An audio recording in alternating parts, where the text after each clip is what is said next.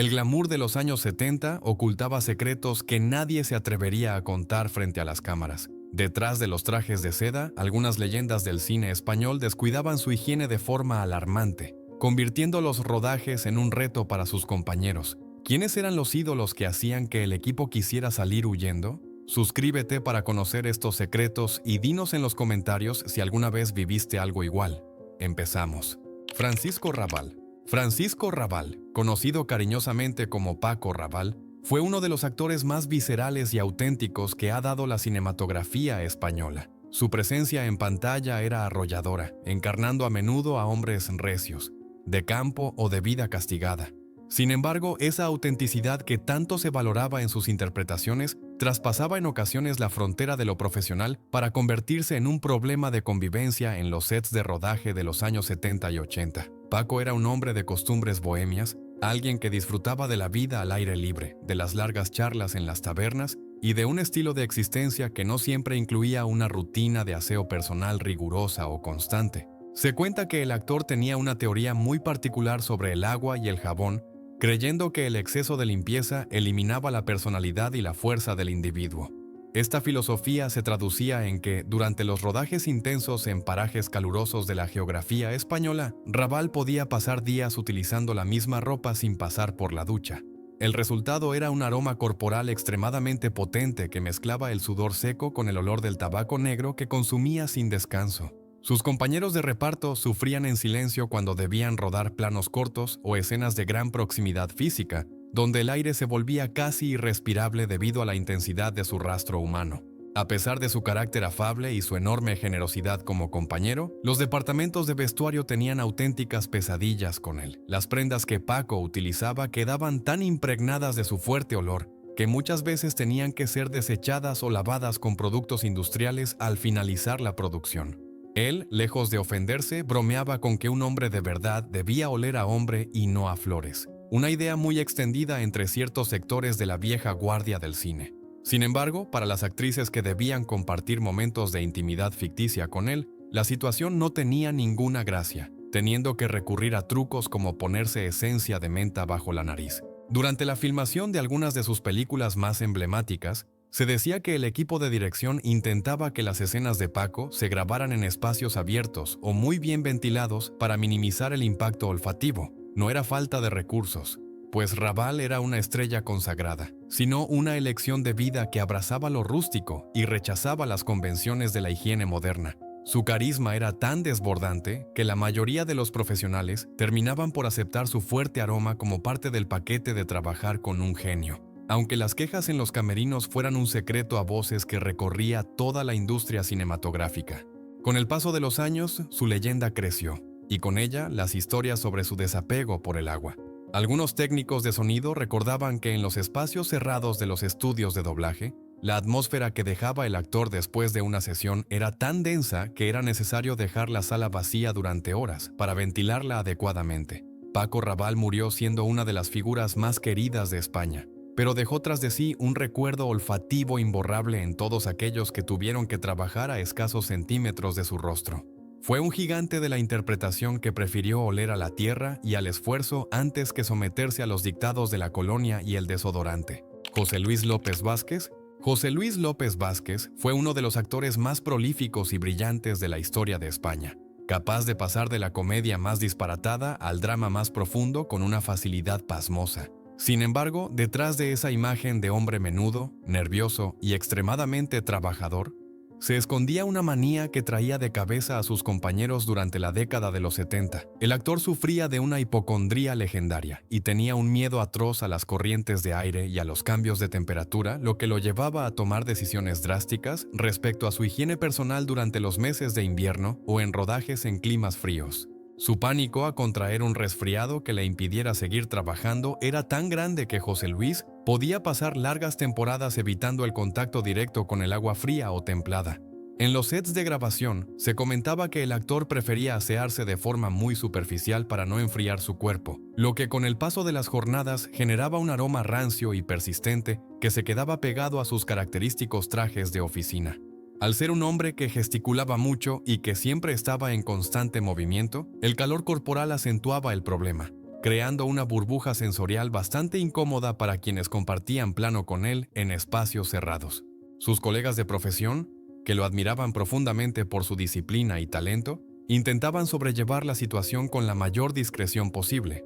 No obstante, en los camerinos de los teatros madrileños, donde el espacio era reducido y la ventilación escasa, el rastro olfativo de López Vázquez era motivo de comentarios entre los técnicos y el resto del elenco. Se decía que el actor no utilizaba desodorantes modernos porque temía que los componentes químicos afectaran su piel o su garganta, optando por remedios más antiguos que no siempre eran eficaces contra las largas jornadas de trabajo bajo los focos de 500 vatios. Durante el rodaje de algunas de sus películas más famosas de la época del Destape o de sus grandes dramas, las actrices que debían acercarse a él notaban esa falta de frescura característica de alguien que evita el baño diario. A pesar de ser un hombre extremadamente educado y culto, su obsesión por la salud física paradójicamente terminaba descuidando un aspecto básico de la convivencia social. El equipo de vestuario tenía que lidiar con camisas que presentaban cercos amarillentos y un olor a sudor acumulado de varios días, teniendo que recurrir a perfumes fuertes para intentar enmascarar la realidad antes de que el actor saliera a escena. López Vázquez vivía volcado en su oficio, rodando a veces 3 o 4 películas al mismo tiempo, lo que le dejaba poco espacio para el descanso y, al parecer, aún menos para el aseo profundo si el clima no acompañaba. Su legado es inmenso y su figura es sagrada para el cine español. Pero las anécdotas sobre los pañuelos que sus compañeros apretaban contra sus narices al terminar una toma son una parte humana y curiosa de su biografía. Fue el genio que encarnó al español medio con todas sus virtudes y también con ese descuido por la higiene que, en aquellos años de transición, no era tan infrecuente entre los trabajadores incansables de la escena. Quique Camoiras. Quique Camoiras fue uno de los rostros más populares del teatro de variedades y la comedia de enredo en España, un hombre que dedicó su vida entera a hacer reír al público desde las tablas de los teatros más emblemáticos de la capital. Sin embargo, detrás de esa energía incombustible y sus divertidas muecas, existía una realidad que sus compañeros de reparto sufrían cada noche en la cercanía de los escenarios. Quique pertenecía a una generación de artistas curtidos en las duras giras de provincias, donde las condiciones de los camerinos eran precarias y el agua caliente un lujo inexistente, lo que forjó en él una resistencia casi natural al aseo diario profundo durante sus años de mayor actividad en los 70. Se cuenta entre los bambalinas de los teatros de la Gran Vía que el actor tenía una costumbre muy particular. Creía que el sudor acumulado durante una función era una especie de amuleto de buena suerte y que lavarse inmediatamente después de actuar cortaba la energía del éxito. Esta creencia, sumada al ritmo frenético de hasta 2 o 3 funciones diarias, provocaba que el aroma que desprendía Camoiras fuera subiendo de intensidad a medida que avanzaba la semana. Sus compañeros de escena, que debían realizar coreografías o diálogos a escasos centímetros de su rostro, recordaban que el olor a sudor rancio mezclado con el maquillaje pesado que utilizaba creaba un ambiente difícil de soportar. El problema se agravaba debido a que Quique solía utilizar los mismos trajes de escena durante toda la temporada sin que pasaran por un proceso de limpieza adecuado, por miedo a que las prendas perdieran su forma o el ajuste perfecto para sus gags físicos. Los técnicos de sonido, que debían colocarle los micrófonos de solapa, evitaban respirar profundamente cuando se acercaban a su torso, ya que la humedad acumulada en la tela desprendía un vapor olfativo que se hacía notar en toda la zona de bastidores. El actor, ajeno a la incomodidad de los demás o quizás demasiado acostumbrado a su propio rastro, seguía entregándose al público con una pasión que eclipsaba cualquier falta de higiene. En el mundo de la revista española, donde el contacto físico entre los cómicos y las vedettes era constante, circularon numerosas anécdotas sobre los esfuerzos que hacían las artistas para no torcer el gesto durante los números musicales. Algunas actrices confesaron años después que debían aplicarse aceites aromáticos potentes bajo las fosas nasales para poder completar las escenas donde Quique las abrazaba o les hablaba muy de cerca. Era un hombre profundamente querido y respetado por su bondad y profesionalismo. Pero su desapego por el agua y el jabón era un tema de conversación obligado en las cenas que el elenco compartía al finalizar la jornada laboral. Incluso cuando su situación económica mejoró considerablemente y podía permitirse todos los lujos, Camoiras mantuvo esa esencia rústica que rechazaba los desodorantes modernos o las colonias sofisticadas, prefiriendo, según decía él mismo, oler a trabajo puro. Su legado como uno de los grandes de la comedia española es indiscutible, pero su figura también quedó marcada en la memoria sensorial de quienes compartieron las tablas con él. Quique murió dejando un vacío enorme en el corazón de los espectadores, pero también el recuerdo de una época donde las estrellas no siempre olían a rosas, sino al esfuerzo físico y a una falta de aseo que hoy nos parecería impensable en una figura de su calibre internacional. Gracita Morales. Gracita Morales fue la voz más icónica del cine español de los años 60 y 70, una actriz con un talento cómico inigualable que, lamentablemente, vivió sus años de madurez sumida en una profunda tristeza y un descuido personal que preocupaba a todo el gremio. A medida que avanzaba la década de los 70, la salud mental de la actriz empezó a resentirse, y con ello sus hábitos de higiene diaria sufrieron un deterioro evidente que sus compañeros de reparto notaban en cuanto ella entraba en el set. Gracita, que en su juventud había sido una mujer sumamente coqueta, empezó a refugiarse en un mundo interior, donde el cuidado de su imagen y su limpieza corporal pasaron a un plano completamente inexistente. Los directores que trabajaron con ella en aquella época recordaban con dolor cómo la actriz llegaba a los rodajes con el cabello visiblemente descuidado y una ropa que parecía no haber sido lavada en semanas. El aroma que la acompañaba era una mezcla de encierro, falta de ventilación en su hogar y un descuido higiénico que se volvía insoportable en las distancias cortas. Sus colegas, que la admiraban y respetaban por todo lo que había significado para el cine nacional, evitaban hacer comentarios hirientes, pero era un secreto a voces que compartir una escena con ella requería un esfuerzo de concentración monumental para no reaccionar ante el fuerte olor que emanaba de su cuerpo.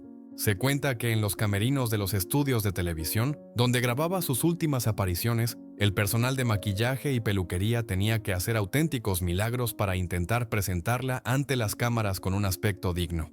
A menudo debían utilizar grandes cantidades de laca y perfumes intensos para tratar de ocultar la falta de aseo, pero el resultado final era una atmósfera densa y cargada que se sentía en todo el plató.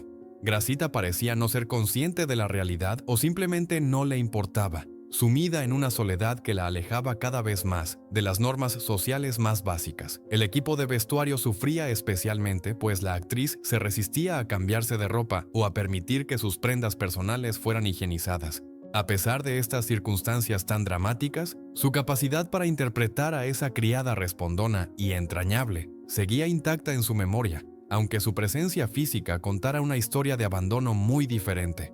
En las cenas de rodaje o en los descansos, Gracita solía quedarse apartada, y muchos sospechaban que su aislamiento se debía, en parte, a la incomodidad que su falta de higiene generaba en los demás. Sus compañeros más cercanos intentaron ayudarla en diversas ocasiones, pero ella rechazaba cualquier tipo de intromisión en su vida privada, manteniendo esa capa de descuido como una forma de escudo ante un mundo que sentía que la había olvidado.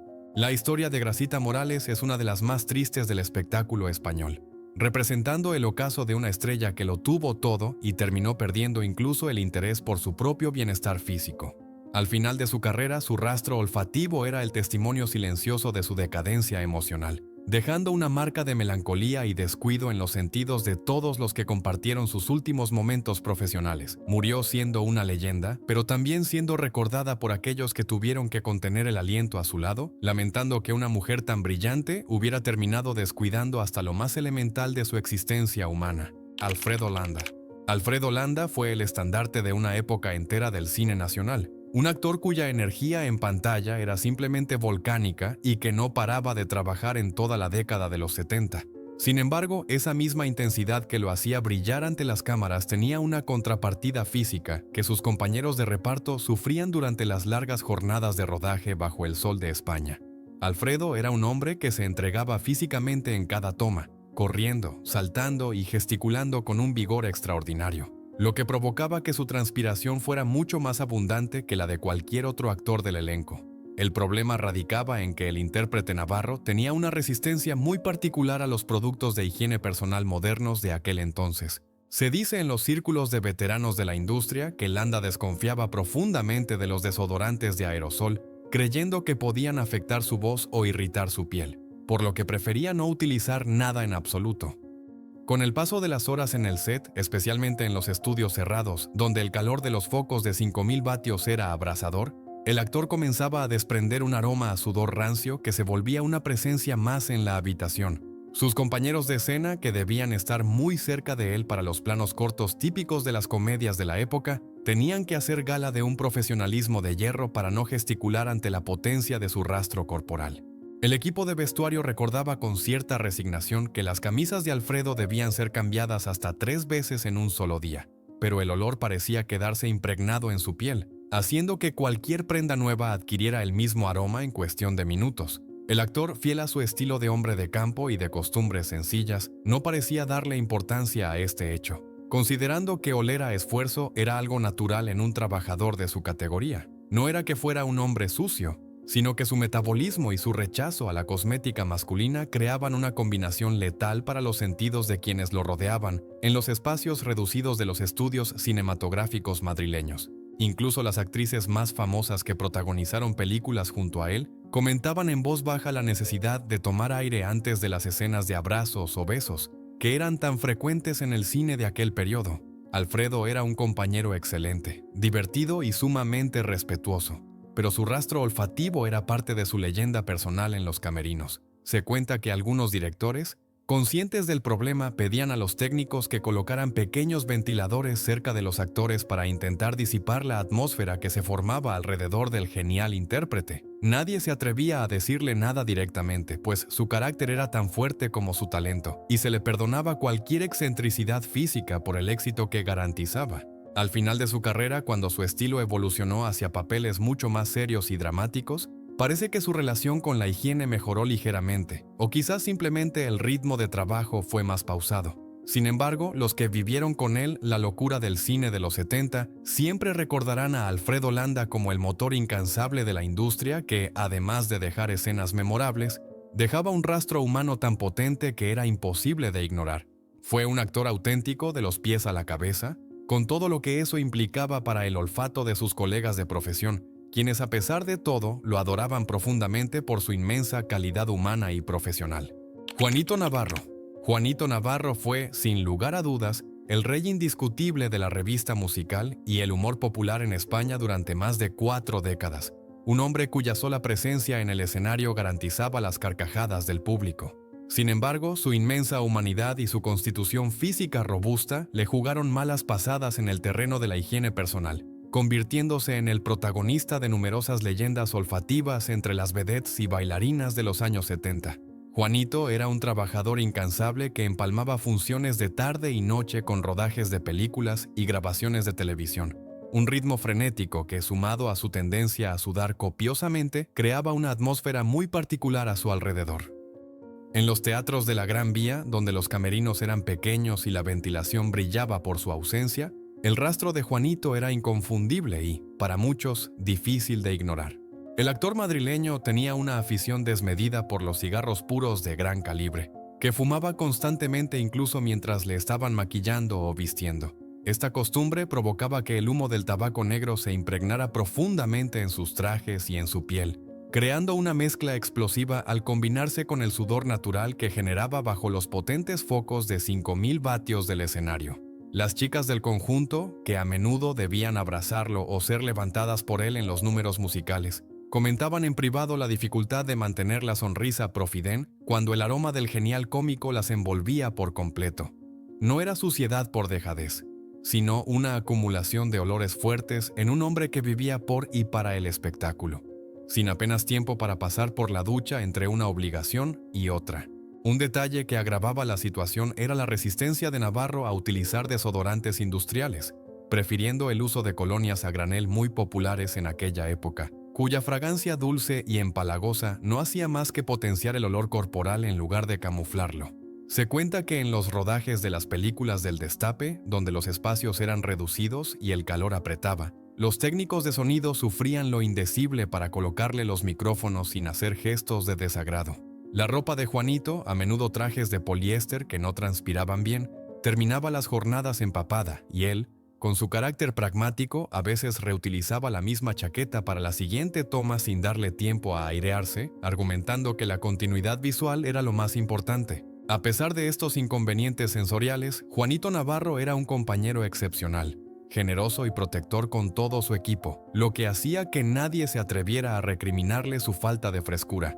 En las cenas de la compañía era habitual que él presidiera la mesa contando anécdotas hilarantes, mientras los comensales se acostumbraban poco a poco a su intensa presencia olfativa. Existía una especie de pacto de silencio en la profesión. Trabajar con Juanito significaba el éxito asegurado en taquilla, y si el precio a pagar era soportar un ambiente cargado en el escenario, todos estaban dispuestos a pagarlo. Su figura era tan grande, literal y figuradamente, que eclipsaba cualquier defecto mundano.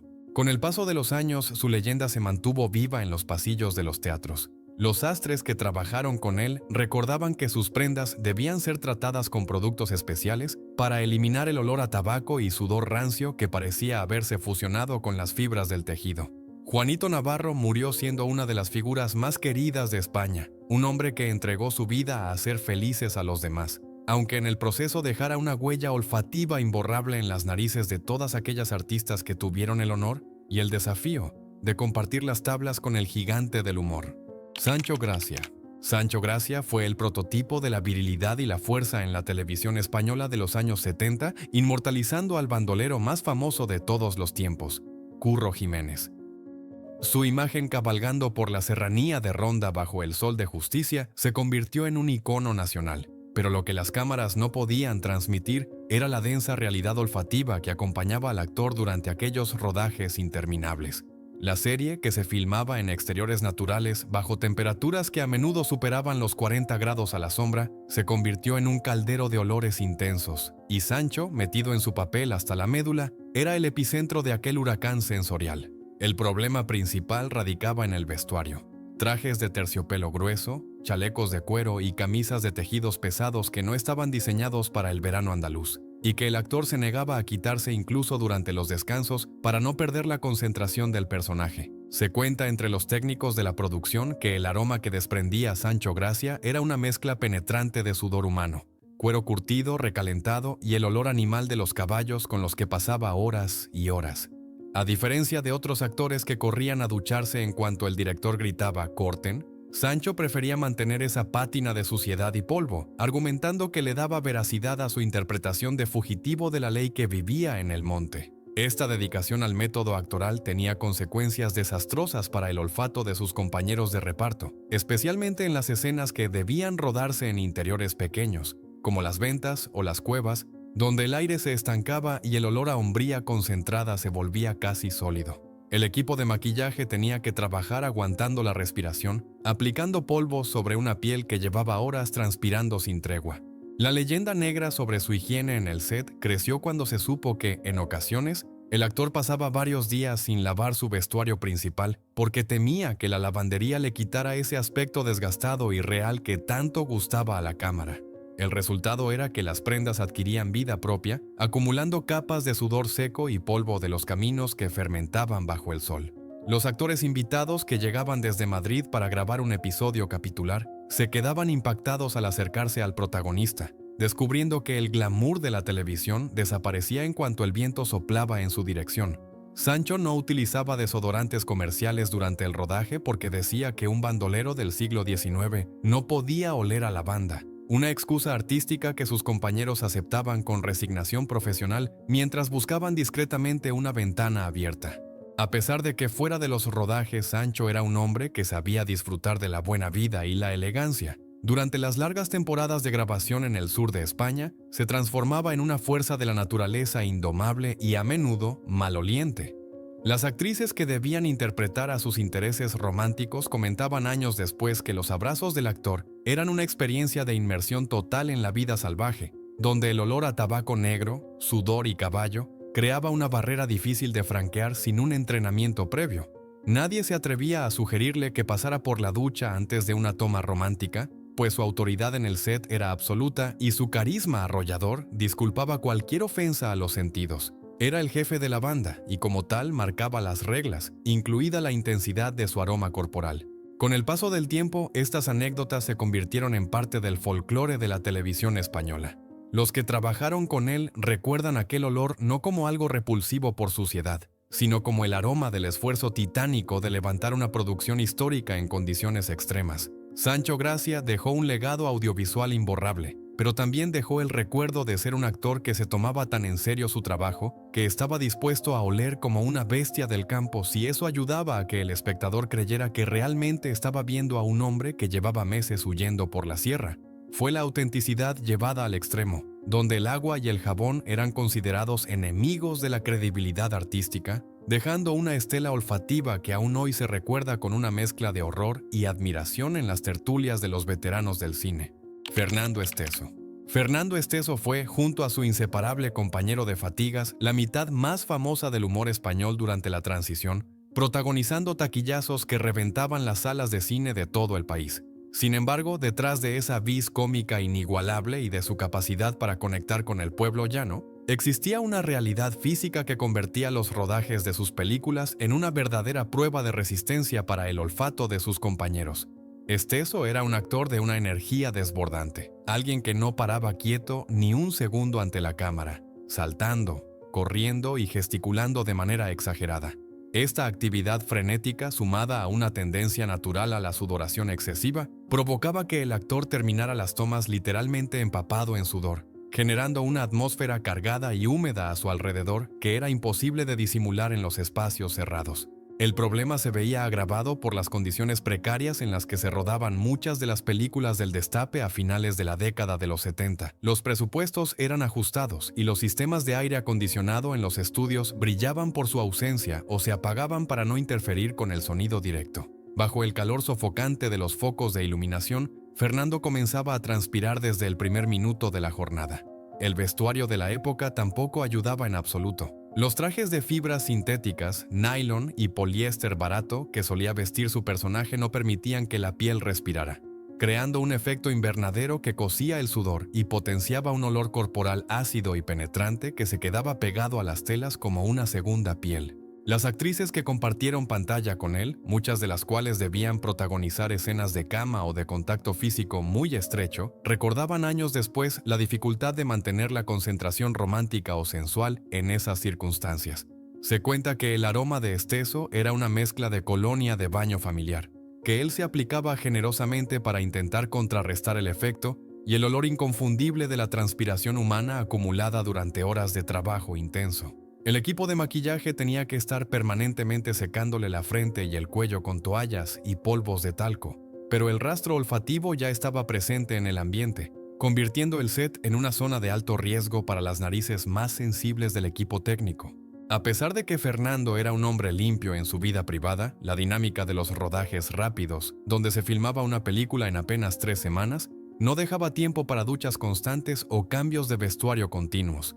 A menudo, por cuestiones de continuidad, debía volver a ponerse la misma camisa sudada después de la pausa para la comida, lo que reactivaba el ciclo de olores de una forma brutal. Los sonidistas bromeaban diciendo que los micrófonos corrían el riesgo de oxidarse por la humedad que desprendía el actor en los momentos de mayor agitación cómica. Él, consciente de su problema, intentaba tomárselo con humor, haciendo chistes sobre su propia capacidad para generar agua. Pero para quienes estaban a su lado, la experiencia sensorial era intensa y a veces abrumadora. La leyenda de los rodajes de Esteso incluye anécdotas sobre cómo las ventanas de los decorados debían abrirse de par en par entre toma y toma para ventilar la habitación antes de que el aire se volviera demasiado denso. Sin embargo, nadie podía negar que esa entrega física era parte fundamental de su éxito. El público quería ver a un hombre que se dejaba la piel en cada gaga, aunque no supieran que ese esfuerzo venía acompañado de un rastro aromático tan potente. Fernando Esteso marcó una era en el cine español, y su olor a trabajo duro y a humanidad desatada fue el precio invisible que sus colegas tuvieron que pagar para que millones de españoles se rieran a carcajadas en las butacas de los cines de barrio. Agustín González. Agustín González fue uno de los actores de carácter más extraordinarios y respetados de la escena española. Un hombre con una capacidad verbal ametralladora y un temperamento escénico que lo convertía en un gigante cada vez que pisaba las tablas o se ponía frente a una cámara. Sin embargo, su inmensa genialidad venía acompañada de una serie de excentricidades personales que convirtieron su higiene y su aroma en una leyenda negra dentro de la profesión durante las décadas de los 70 y 80. Agustín era un hombre hipocondríaco hasta la médula con un miedo patológico a enfermar, lo que le llevaba a abrigarse de manera excesiva en cualquier época del año. Su imagen icónica, siempre vestido con una gabardina beige, sombrero y bufanda incluso en los días más calurosos del verano madrileño, escondía una realidad olfativa que sus compañeros de reparto tardaban muy poco en descubrir y sufrir. El actor madrileño vivía pegado a un cigarrillo de tabaco negro, fumando de manera compulsiva una cajetilla tras otra, lo que creaba una nube de humo permanente a su alrededor. Este olor a tabaco rancio se impregnaba profundamente en las fibras de su sempiterna gabardina y en sus trajes de lana. Prendas que rara vez llevaba a la tintorería por temor a que los productos químicos le causaran alergias o por simple desidia de soltero empedernido. Cuando Agustín entraba en un set de rodaje pequeño o en una sala de doblaje, el ambiente se transformaba de inmediato, llenándose de un aroma denso y pesado que mezclaba la nicotina vieja, el polvo acumulado en sus abrigos y un olor corporal agrio provocado por el sudor de llevar tantas capas de ropa bajo los focos abrasadores. Se cuenta en Los Mentideros del Teatro que trabajar con él en obras donde había mucha proximidad física era un verdadero deporte de riesgo para el olfato. Su resistencia al agua era conocida por todos sus allegados. Agustín consideraba que las duchas diarias debilitaban las defensas naturales del cuerpo y lo exponían a neumonías innecesarias, por lo que su aseo personal se limitaba a lo que se conocía popularmente como el lavado del gato.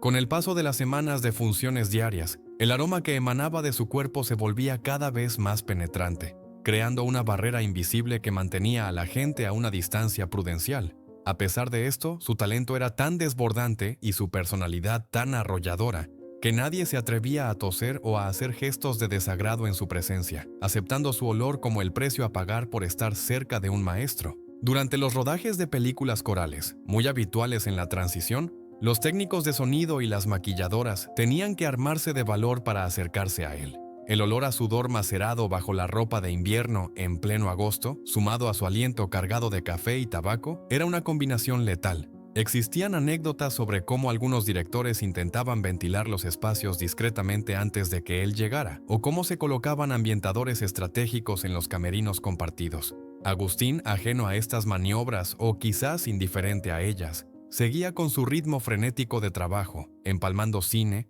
teatro y televisión sin cambiarse de ropa, convencido de que su salud dependía de mantener ese microclima personal intacto y protegido del exterior.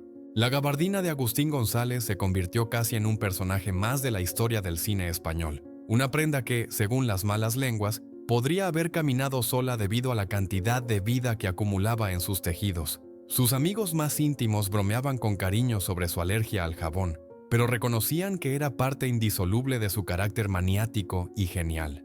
Al final, el público solo veía la brillantez de sus interpretaciones y la fuerza de su mirada, pero los que tuvieron la suerte y la desgracia de trabajar hombro con él, siempre recordarán ese aroma inconfundible a tabaco frío y humanidad concentrada que anunciaba la llegada de uno de los mejores actores que ha dado este país. Fue un genio irrepetible, con una fragancia igualmente única e imposible de olvidar. Fernando Rey. Fernando Rey fue probablemente el actor español con mayor proyección internacional de su época, un hombre que trabajó a las órdenes de directores legendarios y que personificaba la distinción europea. Sin embargo, tras esa imagen de caballero impecable con barba cuidada y voz profunda, se escondía una realidad que sus colegas de los años 70 recordaban con una mezcla de respeto y resignación. El actor, que pasaba gran parte de su tiempo viajando entre rodajes internacionales, desarrolló una costumbre muy particular respecto a su vestuario y su higiene diaria. Se cuenta que Fernando sentía una extraña fobia por los productos químicos de limpieza y prefería que sus trajes no pasaran por la tintorería más de lo estrictamente necesario, creyendo que el proceso arruinaba la caída de la tela.